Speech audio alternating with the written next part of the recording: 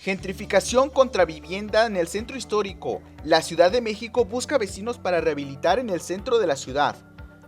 El gobierno de la megápolis prevé invertir más de 1.100 millones de pesos este año para construir y recuperar viviendas, mejorar el espacio público y preservar el patrimonio en la parte más antigua de la urbe. El centro de la Ciudad de México es, en realidad, dos centros desiguales. Uno que reúne el mayor número de edificios históricos, las oficinas y los espacios turísticos, otro a su alrededor popular, deteriorado y denso. Un territorio que hasta hace un siglo era todo lo que había en la ciudad, que se expandió inmensamente y forzó a sus habitantes hacia las periferias. Si en 1950 había 400,000 residentes en el centro de la capital mexicana, en 2020 el número había caído a 155,000, un 60% menos. Como en otras grandes urbes, el centro de la Ciudad de México se vacía de pobladores. Es una tendencia global que la segunda megápolis más habitada de América Latina intenta frenar. En el límite entre estos dos espacios segregados vive desde hace un año Celí Flora Noriega. Es una mujer xochistlahuaca de 43 años que llegó de pequeña con su madre desde el estado de Guerrero al sur del país. Abre la puerta de su casa en la planta baja de Allende 46 y sus pasos son lentos y seguros. Las secuelas de la poliomielitis la dejaron de cuerpo débil. Adentro está en penumbras, aunque es mediodía. La luz que rebota en las paredes del patio interior no entra todavía por la ventana. Hace menos de un año, en ese patio, la jefa de gobierno Claudia Sheinbaum entregó de viviendas a sus 30 nuevos propietarios. El terreno había sido expropiado hace más de una década, cuando Alejandro Encinas era alcalde interino de la capital. Se rehabilitó el edificio existente, una construcción catalogada que estaba en ruinas, y se hicieron nuevas viviendas y dos locales comerciales. El Instituto de la Vivienda asignó a Noriega su casa tras un proceso que duró varios años y en el que fue central, opina, el asesoramiento de la organización civil Alianza Mexicana de Organizaciones Residentes. Ahora ella paga 800 pesos mensuales, lo que equivale a $40 a 30 años. Es parte de un plan de revitalización del centro que prevé una inversión pública de 1.119 millones de pesos, 56 millones de dólares en 2021. Es parte de un plan de revitalización del centro que prevé una inversión pública de 1.119,7 millones de pesos, 56 millones de dólares en 2021. Son 4 ejes para dotar de mejores viviendas a los habitantes del centro y permitir que otras personas puedan venir a vivir a esta zona: repoblamiento, mejora de la infraestructura pública, preservación del patrimonio y del equipamiento humano y promoción cultural y proyectos de inversión privada. El primero es fundamental, aseguró Sheinbaum durante la presentación del programa. Este año, por ejemplo, el gobierno espera recuperar 14 inmuebles para personas de comunidades indígenas, aunque también habrá 6 nuevos hoteles y 3 espacios de uso comercial.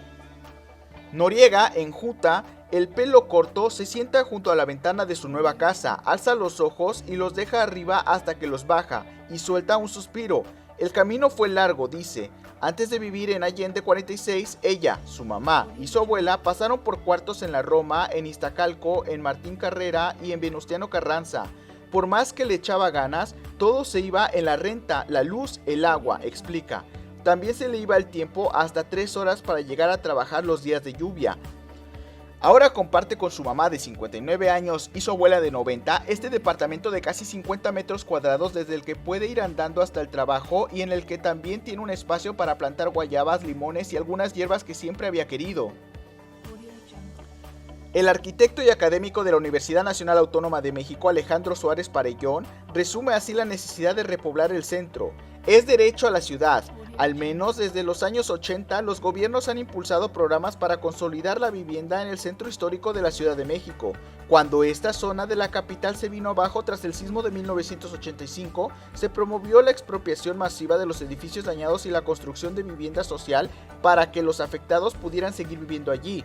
Y, años después, también se expropiaron predios selectivamente que habitaron nuevos vecinos.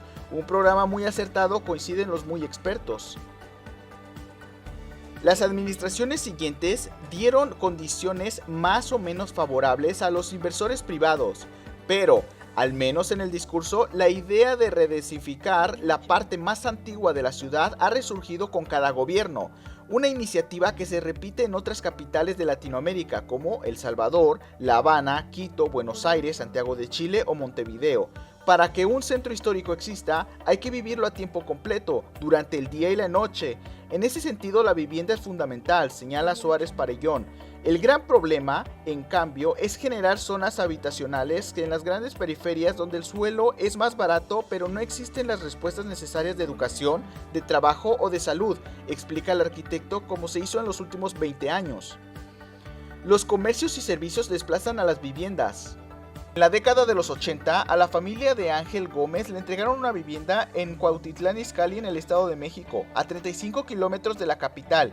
Cuando empezó a trabajar en el centro de la ciudad como funcionario de la Secretaría de Cultura, la mitad de la nómina se le iba en transporte.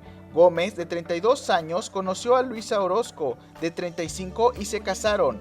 Ella estaba desempleada y al alquilar un departamento para los dos era demasiado dinero. O seguimos rentando o juntamos para el crédito. Se plantearon antes de tomar la decisión de volver cada uno a casa de sus padres. Así tuvieron 2 años. Hasta que pudieron ahorrar y les asignaron el departamento en el que vive ahora 3 pisos más arriba de Celíflora Noriega. Por su situación socioeconómica, ellos pagan 1,300 pesos a 30 años. Es un espacio luminoso, en un cuarto piso decorado con gatos y calacas, un gran televisor y una biblioteca.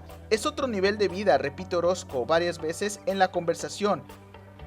Y también insiste que es bueno que se recuperen espacios que se usan para la delincuencia. Aclara que se refiere a los edificios invadidos por mafias como las que en noviembre descuartizaron a 2 adolescentes a pocas cuadras de allí. En el centro, declarado Patrimonio de la Humanidad, conviven espacios en ruina y abandonados, construcciones modernísimas, mercados, bancos, museos, ferreterías y fondas, ejecutivos, vendedores de tamales, guías turísticos, amas de casa, artistas, estudiantes turistas. Aunque se vacía de residentes, sigue atrayendo población para que esto, que es una zona comercial altamente especializada, en esta parte de la megápolis que ocupa solo el 1% de toda la ciudad, esté registrada uno de cada 10 comercios de la urbe, de acuerdo con datos recogidos por el arquitecto Víctor Delgadillo. Históricamente, este territorio alojó a estratos altos, medios y bajos, e históricamente mezcla usos del suelo y actividades, explica Delgadillo, que es doctor en urbanismo. Como en el bolero, continúa, por vivir en quinto patio, desprecias mis besos, el quinto cuando es sincero, se encuentra lo mismo en las torres de un castillo, que en mi humilde vecindad. Los que vivían en el quinto patio no se podían enamorar de los que vivían en el primero, que eran los más ricos, continúa. Cada vez, sin embargo, los comercios y servicios desplazan las viviendas en las últimas 3 décadas. El centro perdió casi 40,000 habitantes. En el mismo periodo sumó más de 9,000 viviendas, 10 hoteles 5 estrellas y 39 museos. El arquitecto que trabajó en la implementación del programa de revitalización que se inició cuando Andrés Manuel López Obrador era jefe de gobierno, advierte de que en algunos casos los cambios en los usos del suelo y la segregación también son provocados por las políticas del rescate. Delgadillo critica que se hagan obras puntuales que no llegan a construir una política. Más allá de los 4 inmuebles de vivienda social rehabilitada inaugurados por Sheinbaum, lo demás son buenas intenciones y discursos. En su tesis doctoral expone el caso de la Casa Covadonga, un inmueble rehabilitado como vivienda social que fue adquirido en parte por un mismo propietario que alquila los departamentos por $120 la noche en Airbnb. El desalojo del edificio Trevi también es un caso sonado, un inmueble icónico a un lado de la Alameda que fue adquirido por la banca Mifel para inaugurar un espacio de coworking. Para la arquitecta Mariana Borja, investigadora del Laboratorio de Vivienda de la UNAM, hay un riesgo de gentrificación latente en este tipo de planes y cree que ahí es donde tiene que trabajar el gobierno para evitar que se llene de Airbnb y la vida diaria se desdibuje, como pasa en los centros de Madrid, París o Roma, porque las presiones inmobiliarias, persecuciones y hostigamientos son muy fuertes. La ecuación es simple, explica Borja. Si no tienes habitantes, resulta muy difícil mantener el patrimonio.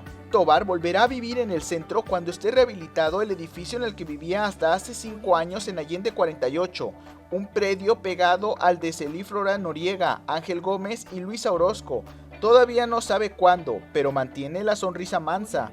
El inmueble empezó a colapsarse cuando los inquilinos y propietarios todavía vivían en él. Se cayó primero el techo de la casa de su vecino Rubí, que siguió viviendo en la intemperie un tiempo en el patio central del inmueble. Murió antes de que iniciaran los trámites para recuperar la construcción y los vecinos le organizaron un gran funeral. Allí hay una ahora cruz de madera. Tovar la recuerda frente a la escalera central que sube desde la planta baja. Fue una construcción monumental con columnas dóricas y techos altos. Algún día este espacio será hermoso, ahora es tenebroso, dice Tovar. Espera el día en el que vuelva a ser su casa. Y bien chicos, lo vamos a dejar por acá. ¿Qué les pareció la noticia? Espero que les haya gustado. Si les gustó, ya saben, pueden regalarme un like, suscribirse al canal si no lo están y nos vemos en un próximo video de México Mágico.